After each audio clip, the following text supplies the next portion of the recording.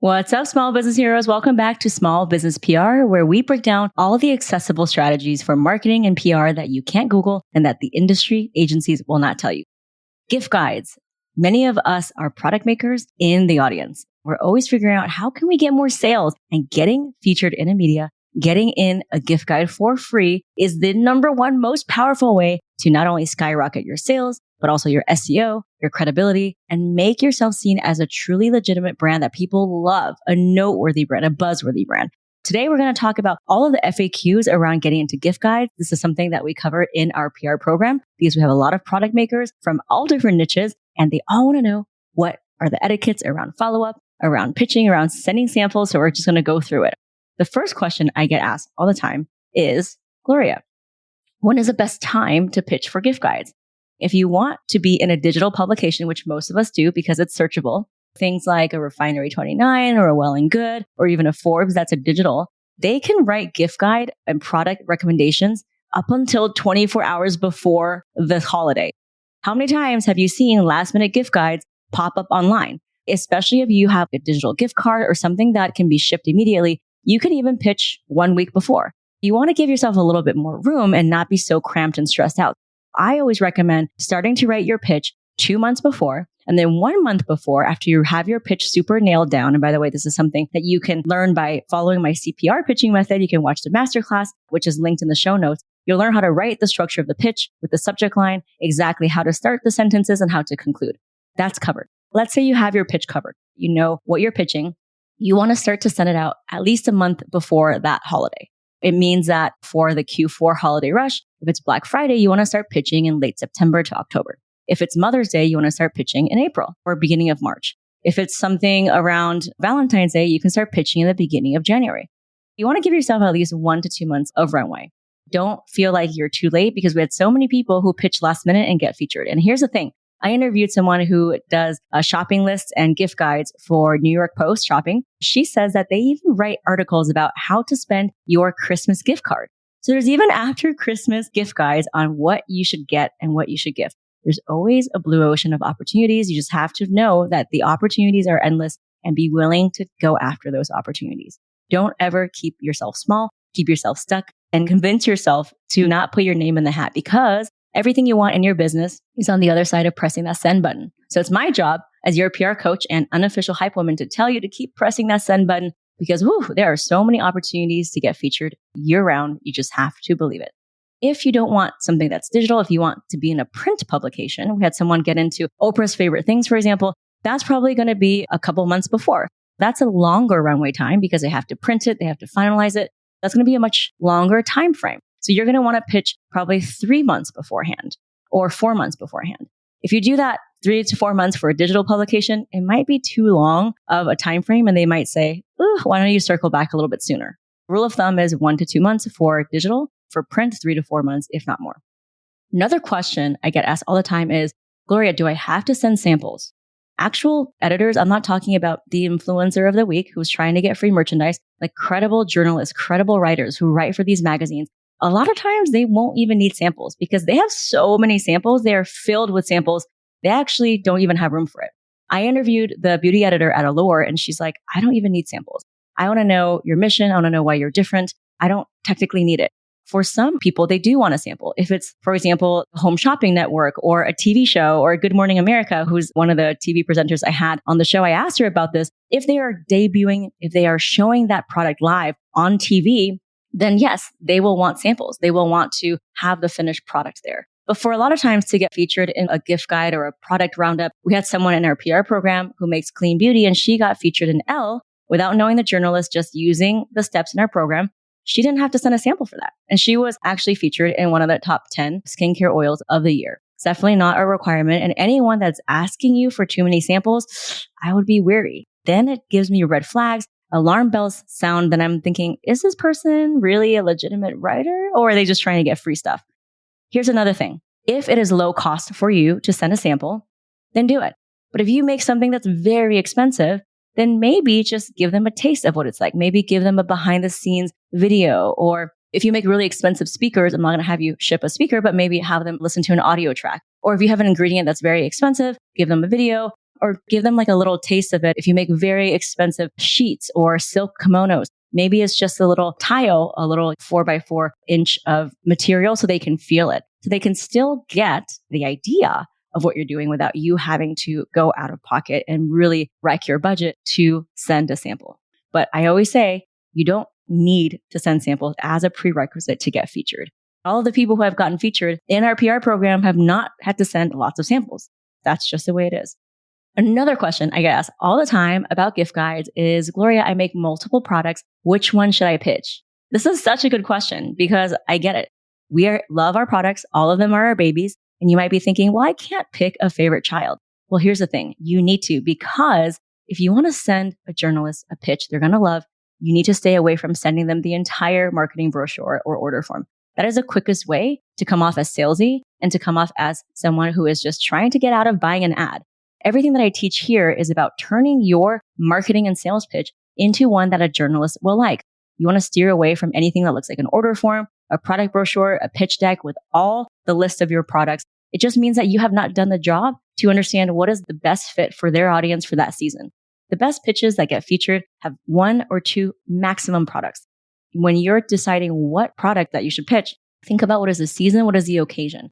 If you're in skincare, for example, if you're pitching something around the holidays, it might be winter, soothing, nourishing, luxurious, something that's moisturizing. If you want to pitch for summertime, it might be something that's TSA approved, that's travel friendly, minis, multi-purpose, things like that. Always think about what is the relevance. If you are in food and wine, what are the seasonal ingredients? You're probably not going to do something that's hot chocolate in the summertime. You might do something that's more relatable to like something that's a little bit more refreshing. Think about leading with the seasonal relevance and what product fits that. That is your job as a founder when doing pitches to figure out what is the best relevance and then what product fits that relevance. This is something we talk about all the time in our PR program, and we're actually helping you brainstorm this and workshop what is the best one to pitch. To answer your question, do not pitch all of your entire product suite. Pick 1 or 2 bestsellers. If you have a limited time collab, we have someone who makes incense who actually has a West Elm collab, pitch that, because that is saying like, okay, not only are you able to get this incense at my store, but you can also get it at West Elm. If you have something that's limited time, like a promo or a bundle, or if you're doing a collab, definitely do pitch that because that is not going to be around forever. That's also a great way to get in front of a journalist is by pitching a collab. Another thing I get asked all the time, we do have people who make boxes. So they curate boxes for different occasions, but they don't actually make their own products. And actually some of the most successful people in our program don't make their own products. A lot of times I get asked, well, I don't make any products of my own. Do I still get PR? Here's the thing. Macy's, Nordstrom, they don't really make their own products. They're selling other people's products and you do not see them shying away from PR. So yes, absolutely. If you just curate, you can definitely get featured. We've had someone get featured over and over and over again who makes a read it and eat. And this is a book and non-perishable food item and she combines them. So it's like a hot sauce and like a sizzling romance read. And the great thing about that is she's able to curate 4 different seasons and she was able to get featured in now, I think 19 and counting gift guides, podcasts, local TV by leading with the relevance. She's curating different boxes for different audiences. Absolutely, she can pitch it as well. We also have someone who is a founder of My Trove Box, which is an interior design decor box. She does not make any products. She just curates and puts it in a box. And she has gotten so many press features. Her media page is like exploding with all these different features. She got on so many like Apartment Therapy, Forbes, Brit & Co. And she uses different angles to get featured all year round. So maybe for Valentine's Day, she's pitching a box around coziness and love. She can also pitch the same box for home decor for like, let's say, thoughtful gifts for a new mom. And the same box can be repurposed for Valentine's Day gifts. Another angle that she got featured with the same box is 25 unique subscription boxes for moms. Just because you have one box or one thing that you're curating or even a product, it doesn't mean that you have to be pigeonholed into that one thing. Your product, your subscription box can work for so many different angles. Corinne, who's the founder of My Trove Box, also got featured with the same box with an article titled Best Boxes and Gifts to Give to Your Newly Divorced Friend. You see how that's interesting? It's like that divorced friend article is the same box that she repurposed for the Mother's Day angle, which is the same for Valentine's Day angle, because there's something in the box for everybody. So boom, there you have it. If you are worried that you don't make products of your own, you absolutely can get featured. We had so many people have most amazing success stories. Another question I get asked all the time is, well, my website isn't great or my website's not optimized. your website doesn't need to be perfect. Your website is always a work in progress.